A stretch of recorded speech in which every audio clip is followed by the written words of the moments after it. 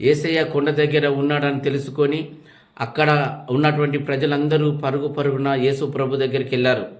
ఆ వెళ్ళిన వారిలో అనేకమైనటువంటి వ్యాధులతో రోగాలతో బాధపడుతున్న వారు, చీకటి శక్తులతో మాంత్రిక శక్తులతో బాధపడుతున్నటువంటి వారు, నెమ్మది లేక సమాధానం లేక బాధపడుతున్నటువంటి వారు చాలామంది ఉన్నారు. అయితే యేసు ప్రభు దగ్గరికి వెళితే శాంతి, సమాధానం, నెమ్మది, స్పష్టత దొరుకుతుందని విశ్వాసంతో, నమ్మకంతో యేసు ప్రభు దగ్గరికి వెళ్ళారు. కానీ అక్కడ యేసు ప్రభు వారి మీద కనికరించి వారి యొద్దకు వచ్చి రోగులైన వారి మీద చేదురించి అందరినీ బాగు చేశాడు. కానీ భయంకరమైనటువంటి కుష్టివ్యాధితో బాధపడుతున్న వ్యక్తి అక్కడ ఒక ఆయన ఉన్నాడు. అయితే యేసు ప్రభు చేసే అద్భుతాలు చూసి యేసు ప్రభుని మొక్కి ఆరాధన చేశాడు.